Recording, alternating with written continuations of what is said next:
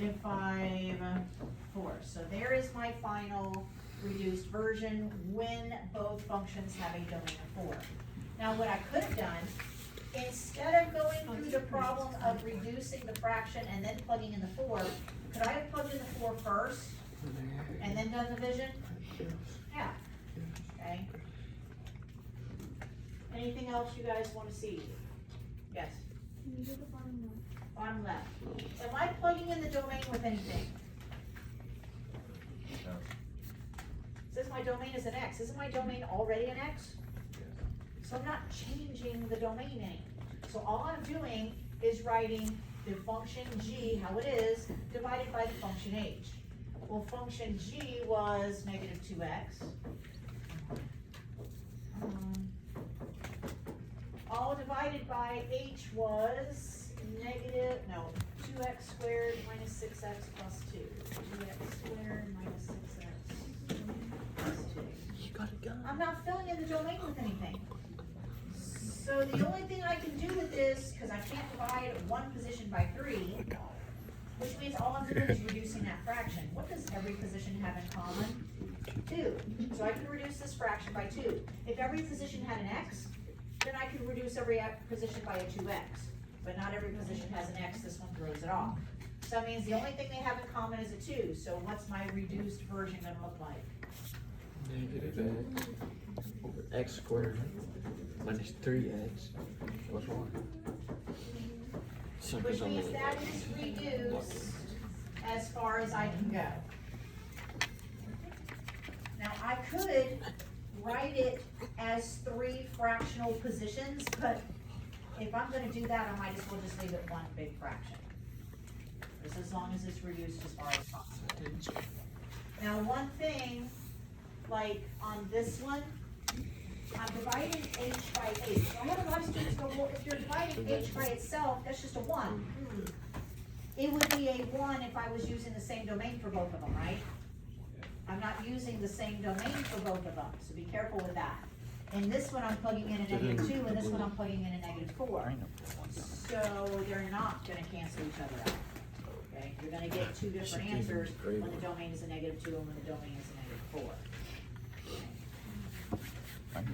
Key, composition of 2 functions. This is a particular topic that a lot of standardized tests, including the SAT, the ACT, and the Cambridge exam, all of them love to concentrate on a composition of 2 functions. Here's what it means to be a composition of 2 functions. You're basically taking one function and using it as the new domain for the other function. So you're basically putting one function inside the other. Which now means we've got 3 different versions to this.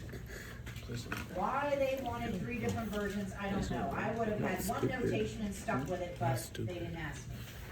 There are 2 different versions that the US uses. They either have 2 functions where one function is inside a grouping symbol and the other function is right next to it. This looks like multiplication. It is not multiplication. This means function G is getting used inside function F. One function is inside the other as its new domain, okay? This is another way of writing a composition. This is not a raised dot. This kind of looks like a degree symbol. It's an open, little open circle. This is a composition of 2 functions. And here's how you know which function is getting used inside the other. Whatever function is closest to the domain they give you, that's the function that's gonna go inside the other one. So in this case, G is gonna get used inside F. Here is the function that is closest to the domain they give you, so -4 is gonna get used inside G. You're gonna get an answer. Then G's answer is gonna get used inside F. So one function is relying on what you get for the other one. You're not using -4 in F and -4 in G anymore. This is where you're only using the domain in one of them. Get an answer. and then you're using that inside the other. So again, this looks like G times F, but it's not. This is -6 gets put in F, get an answer, then F's answer gets put inside G. Same thing here, 0 gets used in F, get an answer, F's answer now gets used inside G. So any of these you guys wanna take a look at? Could we do the top right one? Top right. So -4 is the domain I'm giving you, you're not using -4 in both functions. You are only using -4 inside G. So G's function is the domain -4 inside absolute value bars. This would be -4 minus 4 inside absolute value bars. What's a -4 and a -4 put together? -8. -8. How far away from 0 is -8? Because that's what absolute value bars mean. 8. 8. So this is a distance of 8. So 8 is G's answer, which means 8 is now going to be the domain you use in function F. So in function F, it's 2 times the domain, but in this case, we're not using the domain of -4. We're only using that for G. We're using the answer we got from G inside F. So this is 2 times 8 squared and then plus 3. That's not 16 squared, even though I still have students that keep doing that. This is 8 squared, get an answer, multiply it by 2, and then add 3. 8 squared is 64. 64, double, 128. okay. And Too then slow. add 3. So 131 is your final answer. You're not gonna have 2 separate answers, you're only gonna have 1 final answer, and it's whatever F's answer is with G's answer put inside of it. So that's why it's called a composition of 2 functions. You're using one function to find the other. You're not using the same domain for both. That's tough. Yes, In the bottom left. bottom left. So this time, we're not doing G first, this time we're doing F first, because F is the closest function to the domain to give us. So we're gonna use a -6 inside F. Fix it. So it's 2 times -6 squared plus 3. Okay, anytime you square any real number, you always get a what? Positive. So this is a positive 36 doubled. 72. So 72 plus 3. 75. So 75 is F's answer, which means 75 is now going to be the domain for G's function. Well, G's function was the absolute value of the domain -4. In this case, now my domain is 75. So 75 minus 4 is, 71. 71 is how far away from 0? 71. A distance of 71. So 71 is the final version that they're looking for, because they only want the answer of G, but you had to use F's answer to do G. So it takes one answer to do another. Watch this. So as long as you know what the notation means to do, this is just arithmetic. You just have to know what the notation means to do. Now, these are the 2 US versions. This version Strong. definitely looks like multiplication, especially how we write multiplication here in the US.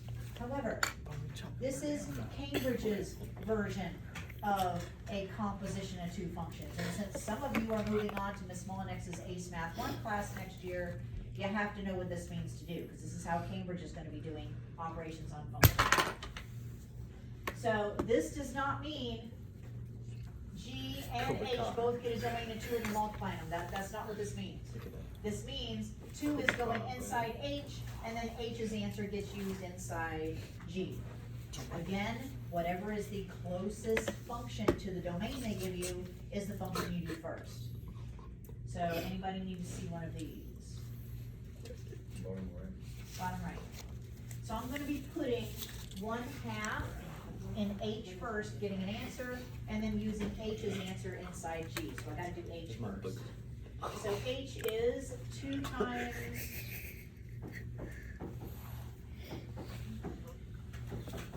Alright, so there's H. So 2 times 1/2 minus 7 inside absolute value bars, and then plus 4. What's half of 2? 1 minus 7. -6. So I have a -6 inside absolute value bars. How far is -6 from 0? So this is 6 plus 4, which is 10. So 10, I put 10 instead of 4. So 10 is my answer for H, which means 10 is now the domain I'm going to be using for G. So G was the domain squared minus 3 times the domain. So this is going to be 10 squared minus 3 times 10. Which is 100 minus 30, which is 70. 70.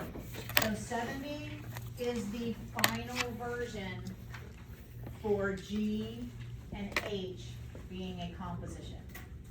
The only reason you had to find the 10 was to use it in G. So the only time you're using one function's answer inside another is if it's written as a composition of 2 functions. Now, if it's addition or subtraction, or multiplication or division, that's different. You're not using the answer of one inside the other. Which leads us to our last topic on operations on functions. Here is where we're going to set 2 functions equal to each other. Now, the only reason you set 2 functions equal to each other is to see where they intersect on the coordinate plane without actually graphing them. Because sometimes when you graph 2 functions, sometimes it's not obvious where they intersect. Sometimes they intersect at decimal approximation. So here's where we're going to find an exact place where they intersect, which means we're going to be looking for coordinate points. The x and the y value that they have in common is a coordinate point where they intersect on the coordinate plane. So I have an f function, a g function, and an h function. And by the way, what kind of functions are those? X and Y values.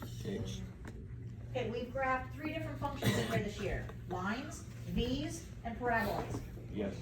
Those are lines. Oh. All 3 of them are all lines. What's the dead giveaway?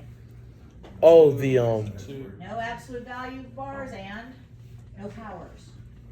If there's no powers and no mathematical symbols other than just multiply, add, subtract, or divide, it's a line.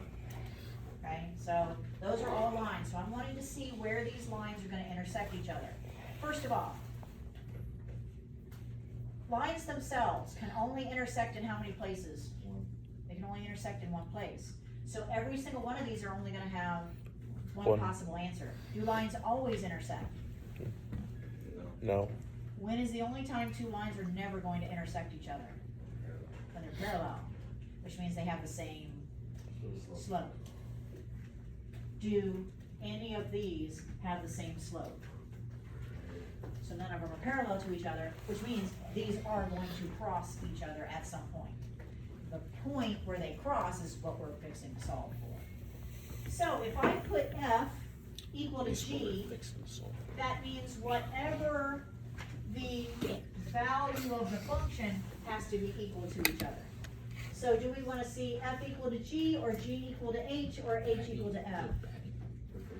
First one. So 4x minus 1 has to be the same value as a negative 2x plus 3. Why is there no space between these, bro? That means I'm solving for x. If I'm solving for x, I'm solving for the x part of the coordinate point where they intersect, which means it has to be the same x value for both functions. So this is just a first degree equation, which means all I have to do is isolate x. So I'm going to do what? Add 1. Move the Does x's. it matter whether I get the x's together or the constants together? Doesn't matter what's first. Usually, in my opinion, I always try to get the x's together. That way, I'm only moving the constants. So here, this is going to give me a 6x. If I move the negative 1 to the other side, that's It going gets to you a give me 4. positive 4. Now Divide by it's just a matter of 6. dividing by 6. Is 4 divisible by 6? X equals 2/3. Yep. So we get, notice we don't get a nice whole number x value. If we would have graphed these two lines, it would have been very hard to see where they intersected unless we did fractional x and y values on our coordinate plane, which most people don't do. So here's where we're getting an exact amount where we're gonna have a coordinate point. Problem is, that's just the x part of the coordinate point. Isn't this x value gonna work for both functions at the same time, since they're equal to each other? So if I wanted the y value that goes with this x value, what am I gonna do? Plug in the X. Are you Yeah, gonna do the plug in correct? x. Does it matter which function I plug it into? No. If they're equal to each other, they're gonna have the same x and the same Why? y. So if I can plug it into either one, which one do you wanna plug it in, F or G? F. So I'm gonna have 4 times 2/3 minus 1. Which gives me 8/3 minus 1.